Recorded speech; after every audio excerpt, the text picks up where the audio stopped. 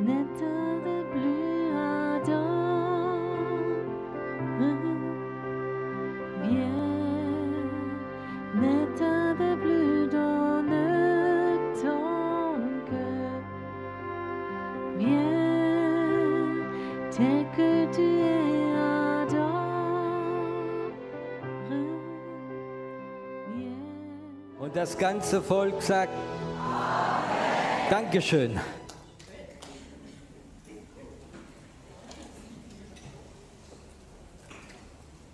Bonjour à tous. Les dernières petites brebis se sont encore ajoutées. Elles manquaient. Regardez que vous trouviez tous une place.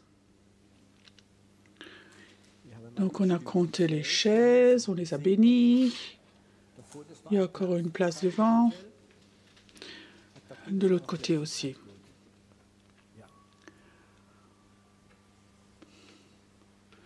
Pour moi, quand vous chantez, c'est la plus belle chorale du monde. Quand vous chantez, devant, c'est merveilleux à écouter. C'est beau. Ça, c'est les moments que j'aime en Israël ou dans une autre conférence, quand les gens se font un et adorent Dieu. C'est quelque chose de merveilleux. Ce matin, j'aimerais parler du ciel. C'est OK ? Je sais, c'est loin, loin, loin. C'est très, très loin. Non? OK. Le titre sera ce matin, combien près ou loin est le ciel? Et je crois que c'est une question que nous pouvons répondre nous-mêmes, surtout à la fin de la prédication.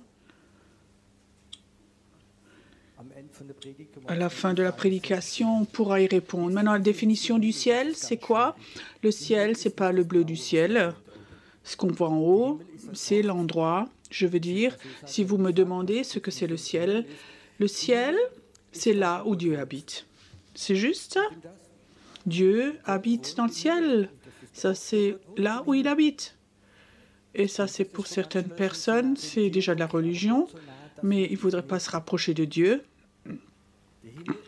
Le ciel, c'est là où habite Dieu. Je vais commencer dans l'Ancien Testament. Dieu habitait dans le temple.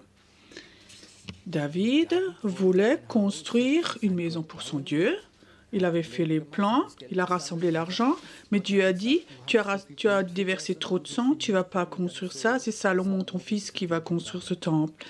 Et le temple dans l'Ancien Testament, c'est là où Dieu habitait. Et là, c'est quelque chose... Le temple, dans le plan, ceux qui connaissent la Bible, il y a 4.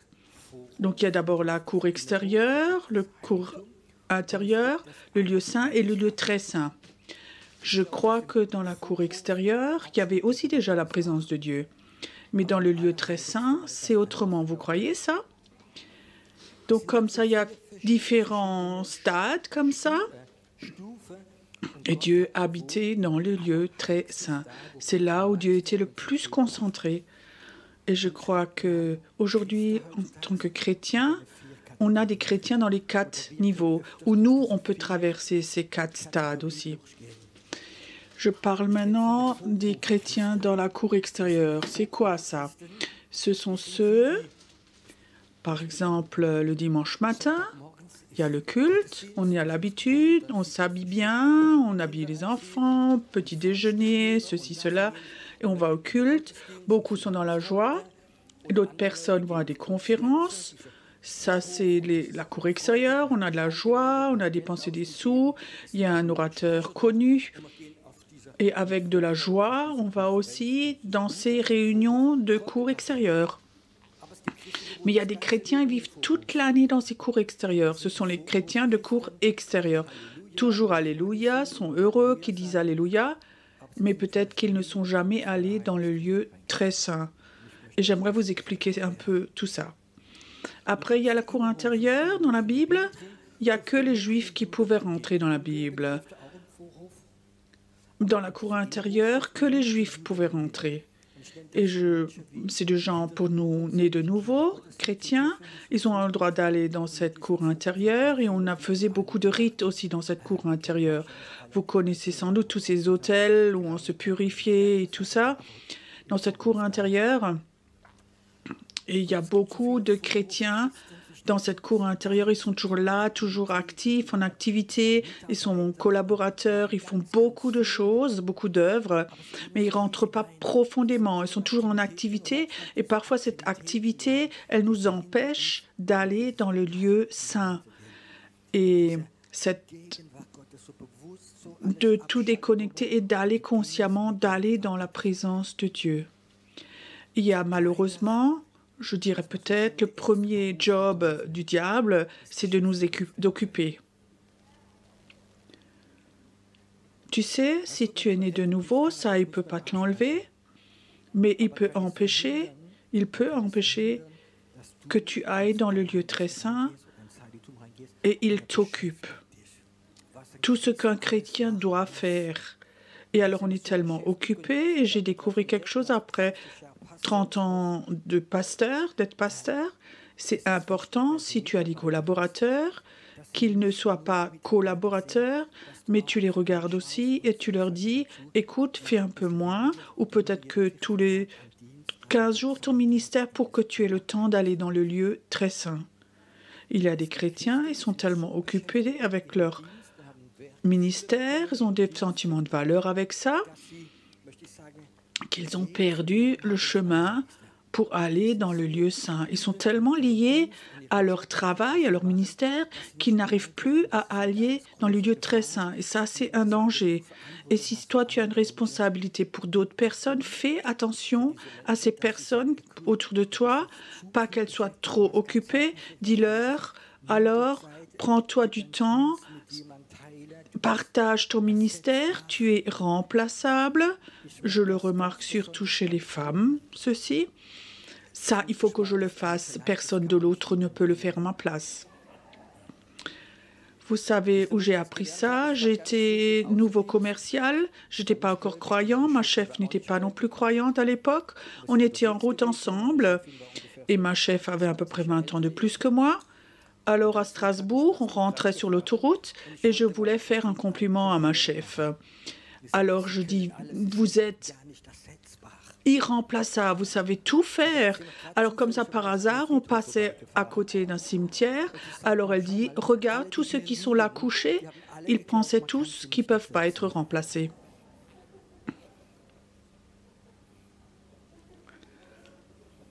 Tu sais, j'espère que cette phrase te fait réfléchir. C'est important, je crois, que tu apprennes que tu n'es pas irremplaçable.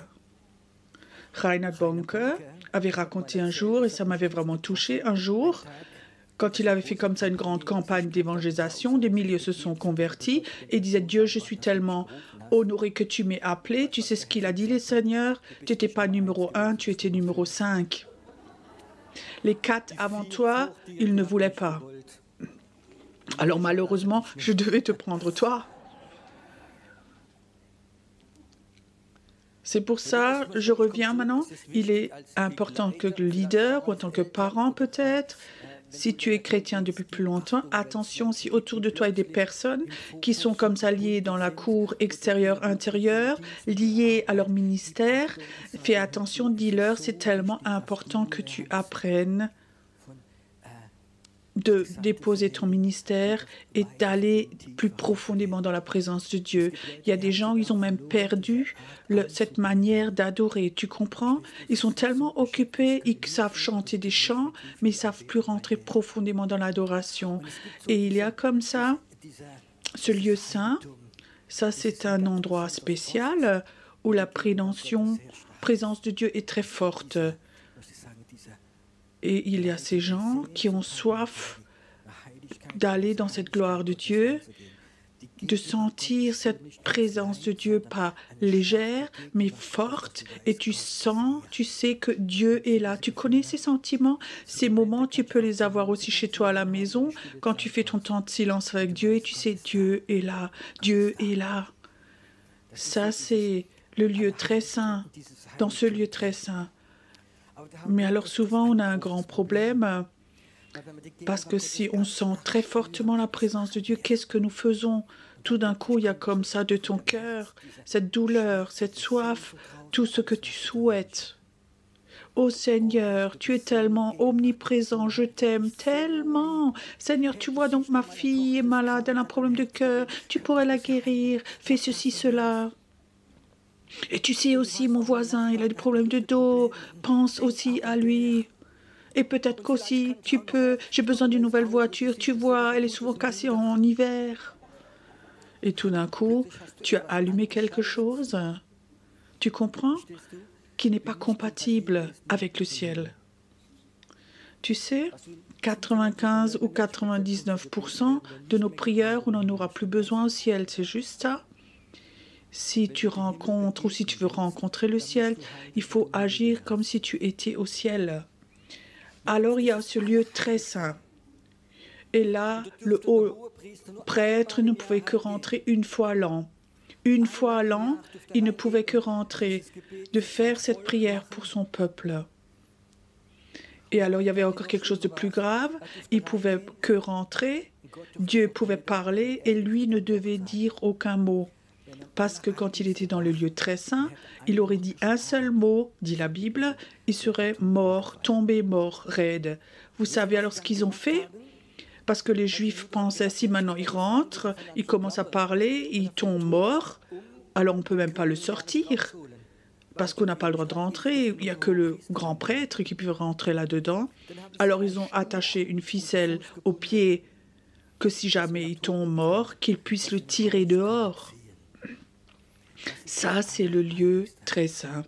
Et la Bible dit, Jésus, pour nous, a ouvert le chemin pour que nous puissions aller dans le lieu très saint. Le lieu très saint, c'est l'endroit où Dieu habite à 100%. Et nous, pas parce que nous avons fait quelque chose, mais parce que nous sommes de bons prêtres, non. Nous avons un grand prêtre, il a donné sa vie pour que chacun qui est né de nouveau peut aller dans le lieu très saint. Ce lieu très saint, c'est l'endroit où Dieu habite, c'est pour moi le ciel sur terre.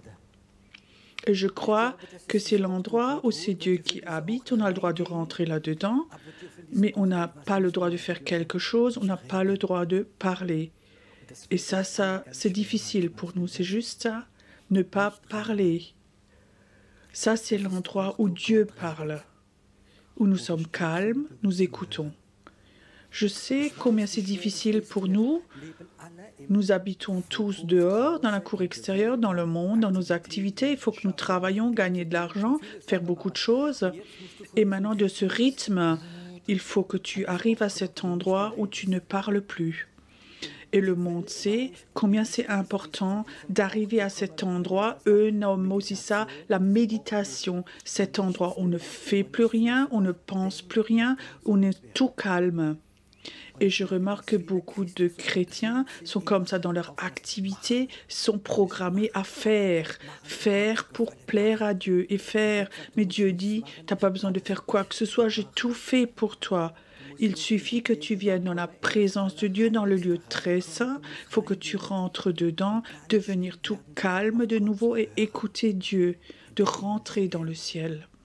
Et le ciel, c'est quand toi, tu n'as plus de soucis, quand tu n'as plus rien. Tu sais, les soucis, dans la cour extérieure, intérieure, on peut les lâcher. Quand tu veux rencontrer Dieu, ne rencontre pas Dieu avec des soucis.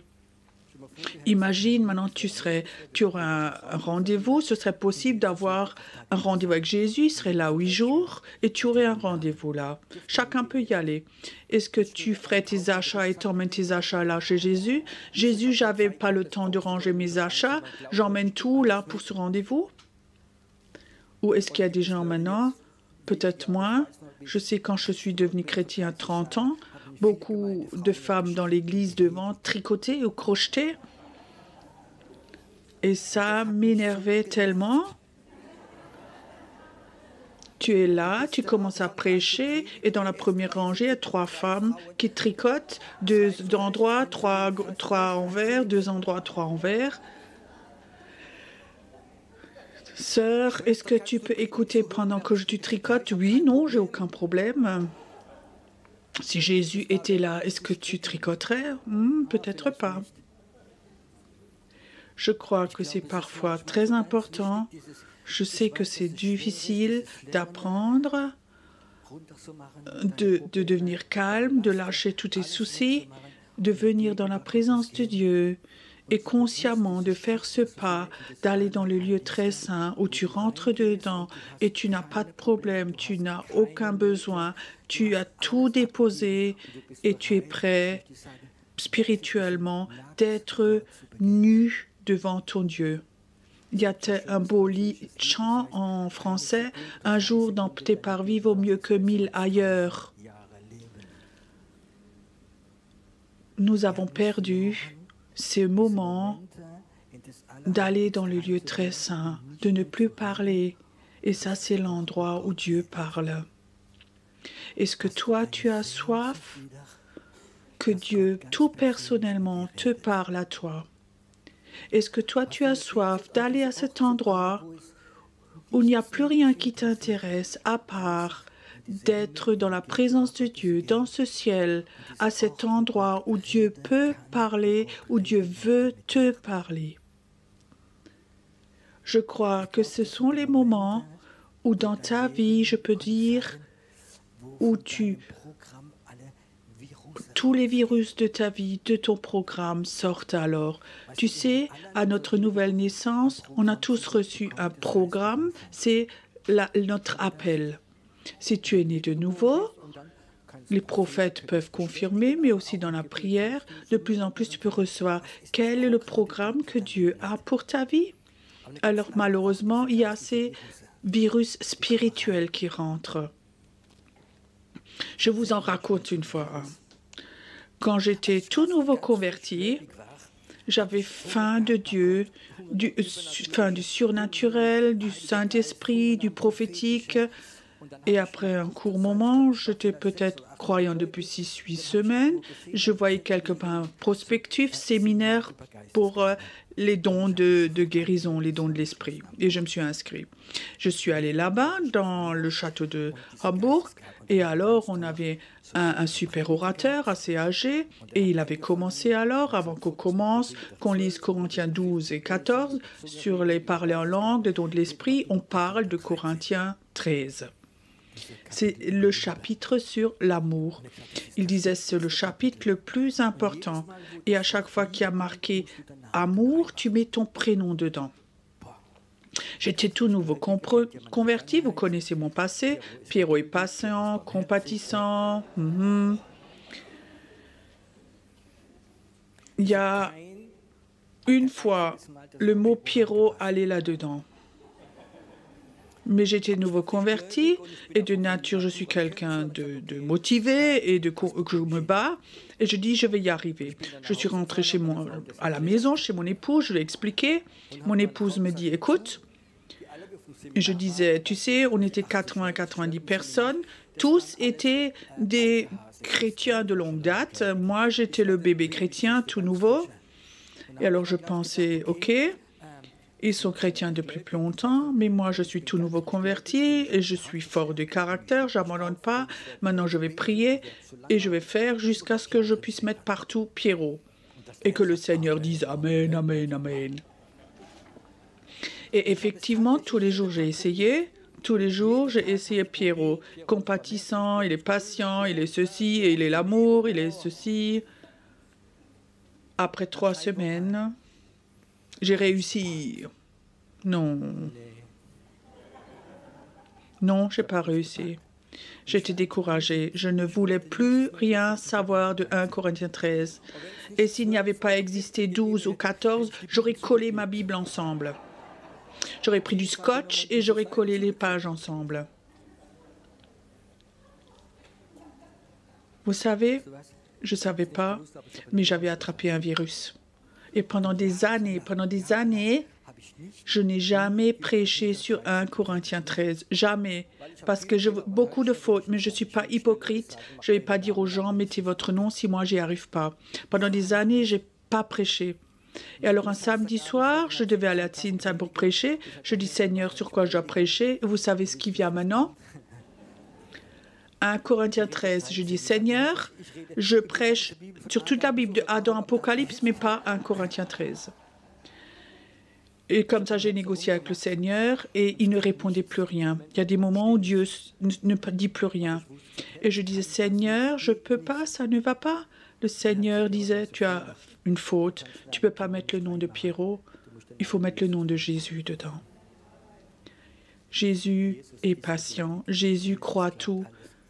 Waouh! Et j'ai lu ça, je disais, Seigneur, le Seigneur, il avait dit l'homme que je dois mettre mon nom. Et il disait, ça c'est un virus spirituel. On dit aux gens des choses à faire qu'ils n'arrivent pas à faire. Jésus est l'amour. Jésus est la patience. Et si tu es en communion avec ce Jésus, ça transforme ton cœur. Moi, j'ai essayé par mes propres forces à réussir. Et alors, tu peux entendre des prédications, un peu de légalisme, et tu attrapes comme ça des virus. Il faut que tu fasses ceci, cela, il faut que tu fasses te soumettre, que tu prêches, tati, tata. Il y a ces de bons principes, mais si tu prends ces principes et tu construis sur des principes, sur des choses que les gens t'ont racontées, tu n'iras jamais dans la volonté parfaite de Dieu pour ta vie. Je sais que beaucoup de pasteurs n'aiment pas ce que je prêche maintenant, mais nous vivons dans un temps où nous avons des principes. L'Église est contrôlée par des principes, en partie de bons, mais il faut qu'on arrête de donner des principes et il faut qu'on apprenne à aller avec le Saint-Esprit. Et je crois que c'est quelque chose de très important. Souvent, nous avons attrapé des virus et parfois, il y a des temps comme ça. Peut-être ce sera cette semaine où Dieu va enlever certains virus de ton programme que tu as attrapé pour que tu puisses de nouveau aller dans le lieu très saint et que Dieu puisse très personnellement de nouveau te parler tout personnellement. Et ça, c'est l'école de prophète. Il y a beaucoup de personnes, elles ont cette pensée de rentabilité.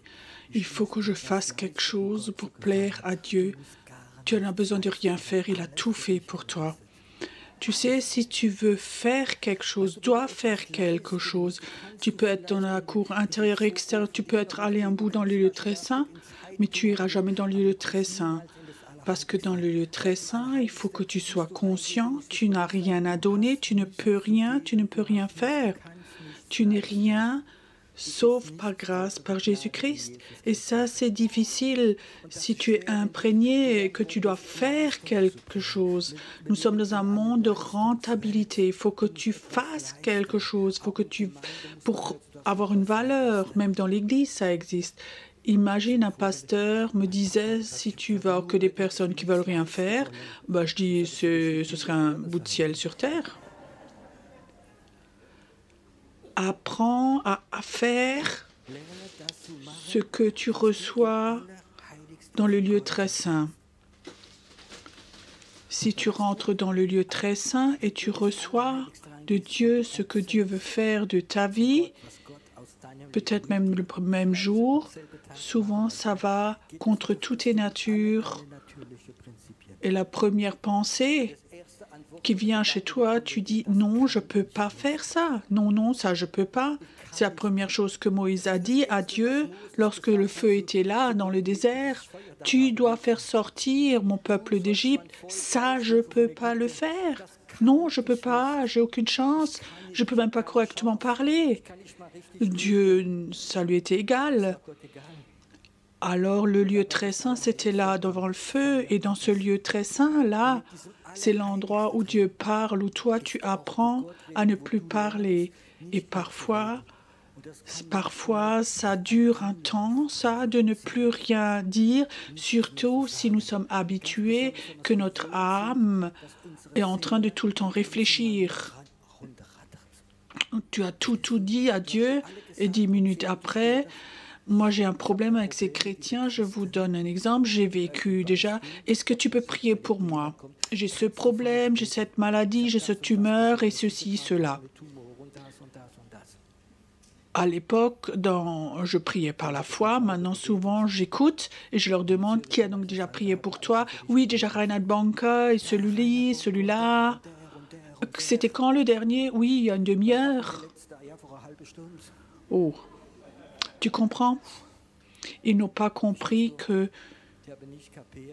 qu'il a le droit d'aller dans le lieu très saint où Dieu parle. Mais il faut que tu apprennes à mettre ton programme de côté. C'est là où Dieu fait des miracles. Dieu fait les plus grands miracles quand toi, tu apprends à mettre ton problème de côté. Il y a un certain temps, j'étais juste en train de déménager. Ma petite fille, à l'époque, qui avait 5 ans, donc elle allait mal, on a dû la mettre à l'hôpital et elle avait une inflammation du cerveau. Pas encéphalite, mais une inflammation du cerveau en soi. Donc elle était à l'hôpital. Après plusieurs heures, elle est tombée dans un coma très profond. Ils l'ont attachée à toutes ces machines et les médecins ont dit si jamais elle mourait cette nuit, la police viendrait vous chercher pour que vous puissiez dire au revoir. Maintenant, tu reçois cette mauvaise nouvelle, ton enfant est en train de mourir à l'hôpital et si elle se réveille, sans doute, elle aura des séquelles parce que c'était grave. Et ça, c'était le vendredi saint, le samedi. Le dimanche, elle était dans le coma, rien ne s'est amélioré. Elle était tellement dans le coma que la salive aussi coulait de la bouche, elle ne pouvait plus avaler. C'était vraiment une vue terrible. Et le dimanche, il y avait le culte. Et je vais à la salle, c'était à Sandhausen encore, il fallait que je prêche là-bas pour aller. Donc j'étais en route et 200-300 mètres avant la salle, ton enfant est en train de mourir à l'hôpital. C'est Pâques, maintenant il faut que tu prêches. Et tout d'un coup, je n'arrivais plus comme ça. J'ai craqué, il y avait un parking, je suis allée sur ce parking et vraiment, je m'effondre intérieurement. Mon enfant est en train de mourir et au culte, là, ils attendent que le pasteur vienne prêcher. Et ça, c'était un moment très, très difficile où j'avais vraiment donné à Dieu tout ça. Et je suis allée quand même dans la salle de culte et dans le deuxième chant de louange, Dieu me dit, va devant et danse. Tu peux imaginer, c'était une super louange. En moi, il n'y avait rien pour louer. Ma fille meurt. Et la deuxième chant, je vais devant et je vais danser. D'autres sont venus devant. On a dansé dans la présence de Dieu. Et 10 minutes après, mon épouse rentre dans la salle. Elle venait de l'hôpital. Elle avait juste vu notre enfant en train de mourir. Et elle pensait, maintenant, mon mari est devenu complètement fou, il danse là devant, est-ce qu'il ne sait pas que notre enfant est en train de mourir? On a encore eu un temps d'adoration et tout d'un coup, cette onction de guérison est venue. Et pendant un quart d'heure, il y a des signes et des miracles. Il y avait une jeune femme, elle était des années dans le fauteuil et elle s'est levée, elle a dansé. Des signes et des miracles se sont produits. La capacité de laisser tes problèmes, de les laisser de côté, d'aller dans la présence de Dieu. La Bible dit, celui qui surmonte recevra de Dieu tout, tout. Moi, je peux te dire, 2 jours après, un miracle s'est produit. Elle s'est réveillée. On est allé à l'hôpital. Dieu a dit, on peut la prendre. On est parti en vacances en Autriche, on l'a emmenée. Et là-bas, mon ministère a commencé en Autriche. C'est la première fois qu'on y était, chez Maria Prian, que je ne connaissais pas. J'ai prophétisé sur sa vie, ce qu'il va faire et beaucoup de choses. Son ministère a commencé et je sais que c'était le moment où, par la grâce de Dieu, j'étais capable d'aller au-delà de cette douleur. Mon enfant est en train de mourir pour aller plus loin. Si tu es capable d'aller au-delà de ton problème, tu peux aller dans le lieu très saint parce que Jésus a ouvert la porte pour toi. Qu'est-ce qui te lie? Quels virus sont là dans ta vie? Parfois, des virus théologiques de rentabilité que nous avons entendus qui nous empêchent d'aller dans la présence de Dieu, dans le lieu très saint où tu es capable de ne plus parler, mais juste encore d'écouter. Tu sais, Dieu est un Dieu qui souvent nous teste. Est-ce que toi, tu es capable d'aller dans la présence de Dieu et peut-être que juste 5 minutes où tu ne demandes rien du tout, où tu es là en silence devant la présence de Dieu. J'aime ce chant, soyez silencieux, reconnaissez que je suis Dieu. Il y a des temps de louange, de sauter, de danser, de proclamer, il y a des temps d'intercession, tout. Mais tout en haut, il y a un temps où tu ne veux plus rien que d'être tout calme, en silence devant ton Dieu et où Dieu parle. J'aime aussi tellement ces temps de silence. Aussi parfois quand je prêche, où tout devient calme tout d'un coup, où l'âme des personnes qui sont tout le temps en train de réfléchir deviennent calmes et Dieu peut commencer à parler et Dieu peut commencer à agir. Moi, j'ai un problème avec ces prédicateurs, ces évangélistes qui sont toujours en train d'activer, de motiver les gens. Vous connaissez? Oui, Amen, Amen, qui crient et tout, Amen, Alléluia.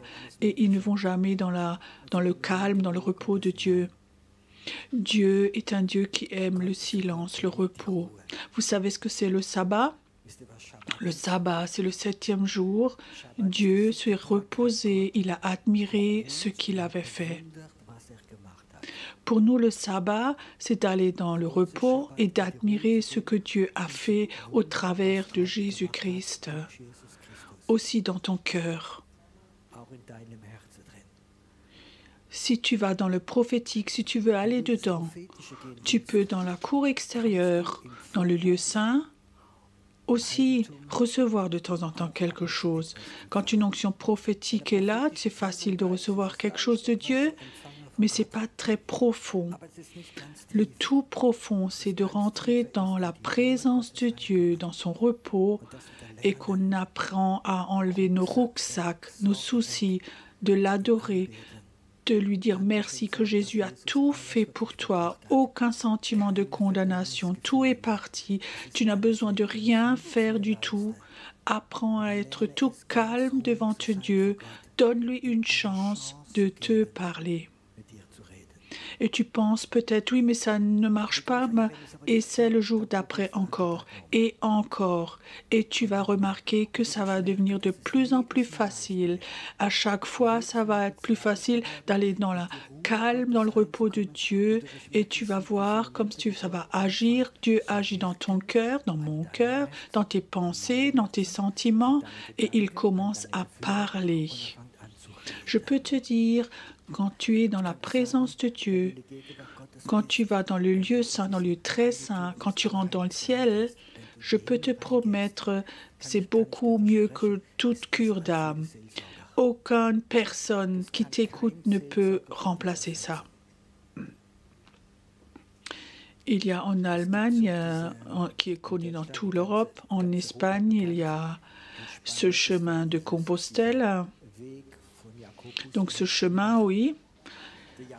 Et il y a beaucoup de personnes, ils veulent avoir un temps de repos, il y en a qui veulent rencontrer avec Dieu, et ils font ce chemin de Compostelle. Ils marchent, les gens marchent pendant des semaines pour sortir de la routine et rencontrer Dieu. Et c'est devenu tellement populaire qu'il y a des gens riches et qui disent oui, je veux aussi avoir ça, mais j'ai pas le temps, mais j'ai beaucoup d'argent. Alors ils embauchent quelqu'un qui paye peut-être 2000 € par mois et ils disent fais pour moi le chemin de Compostelle, marche-le. C'est un peu notre pensée aussi parfois. Mais est-ce que les chrétiens ne sont pas différents? Oh, si un prophète vient et il a une prophétie pour moi, ça remplace tout. Non, ça remplace rien du tout. Maintenant, j'aimerais montrer ça d'un autre point de vue. Combien soif as-tu du ciel? Tu sais, parfois nous sommes tellement dans notre activité, parfois aussi dans les carrières chrétiennes, je vais être leader de louange, je vais être évangéliste, tu es tellement enthousiaste que cette soif du ciel va dans l'arrière-plan. Je sais quand les gens disent oui, maintenant tu as fait faillite, tu es divorcé, les enfants me rejettent, oui, maintenant je veux aller au ciel.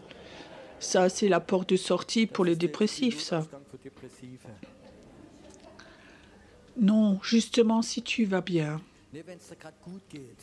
Si maintenant tu vas bien, que tu es maintenant, tu es sur un séminaire, une conférence, tu as eu de bonnes nouvelles, peut-être que ton ministère commence maintenant. Où est la soif du ciel dans ton cœur? Tu sais que la soif du ciel purifie ton cœur. Parfois moi-même je l'oublie. Et alors je sens un moment où il faut que je me retire. Et je cherche de nouveau cette soif du ciel. Cette soif, mon Jésus, enfin de le voir en face à face et de rester. Rester dans la présence de Dieu. Cette nouvelle Jérusalem où il n'y a pas de mort, de cris, où il n'y a pas de démons, où il n'y a rien, pas de douleur, pas de jalousie, pas de chair. Est-ce que en toi, il y a quelque chose qui a soif du ciel?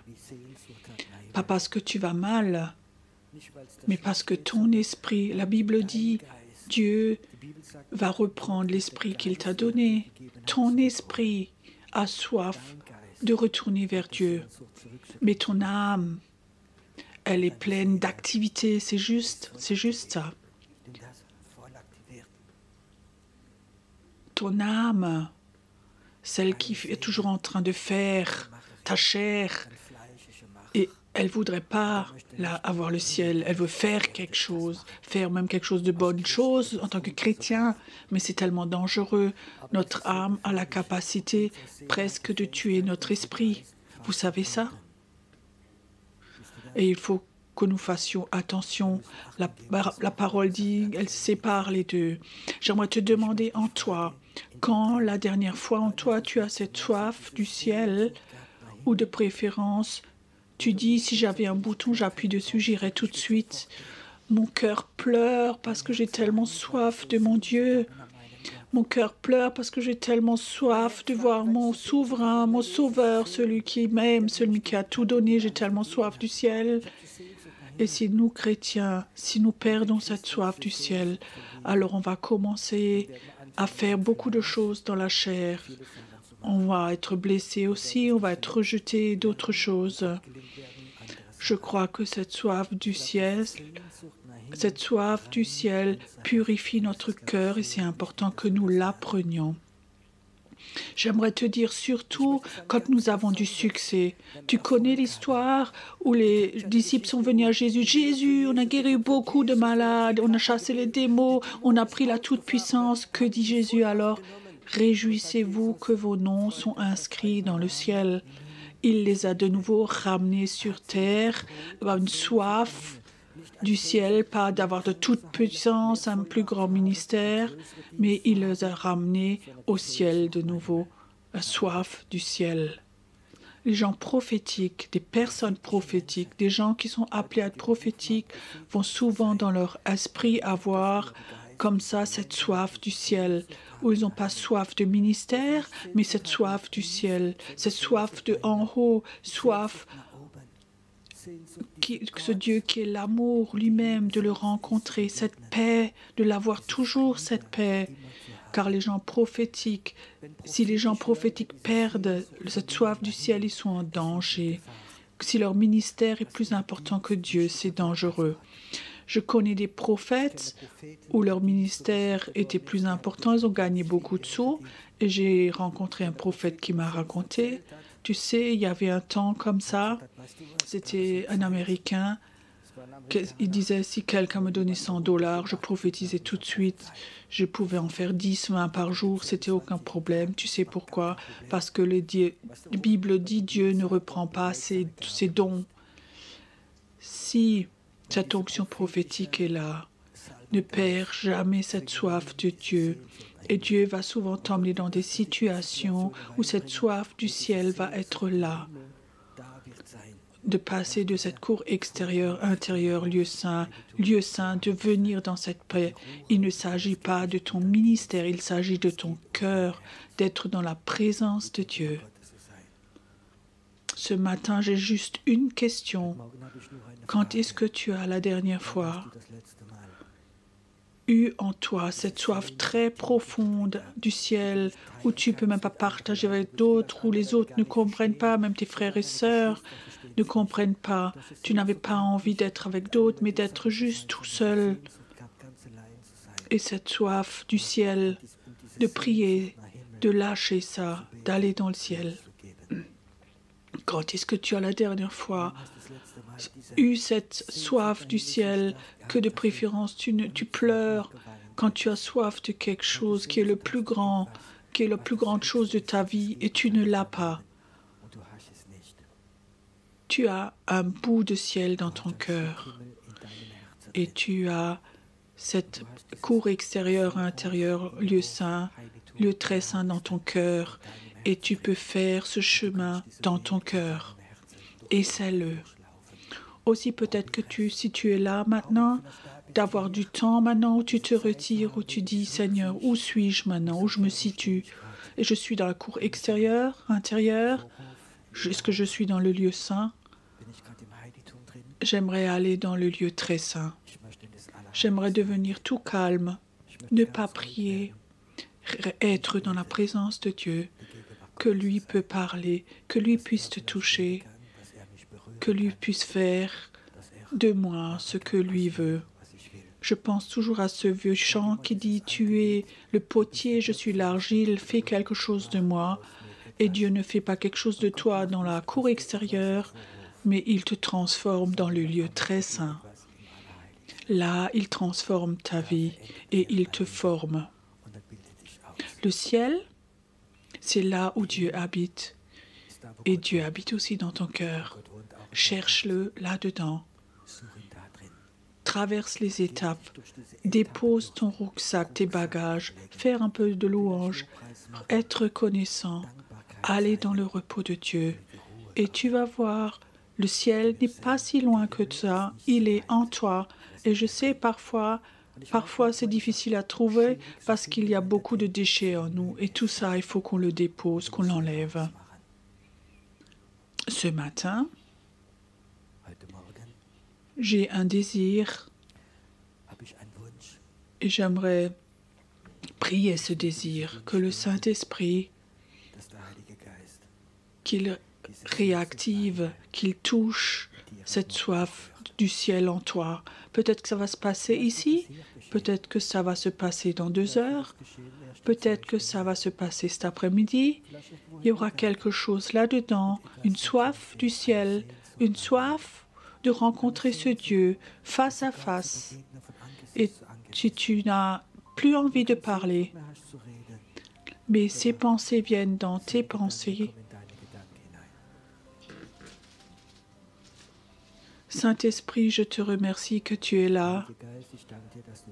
Et Saint-Esprit, pardonne-nous, où parfois nous avons cherché beaucoup d'autres choses, mais plus le ciel. Mais nous sommes poussés par notre chair dans toutes ces activités.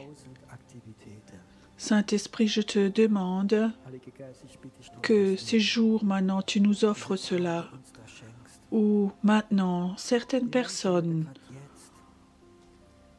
reçoivent maintenant cette soif de rencontrer leur Dieu, cette soif de nouveau, que ce ciel de nouveau s'ouvre dans ton cœur, parce que l'endroit du ciel dans ton cœur était fermé à clé, que cet endroit s'ouvre de nouveau en toi, que Dieu puisse de nouveau appeler des personnes à rentrer dans ce lieu très saint. Merci Saint-Esprit, que tu vas le faire, que tu vas appeler. Seigneur, je te remercie que ici, dans cet endroit, que ça va être un bout du lieu très saint, où des gens savent, ils vont rencontrer Dieu face à face ici, un Dieu bon, un Dieu d'amour.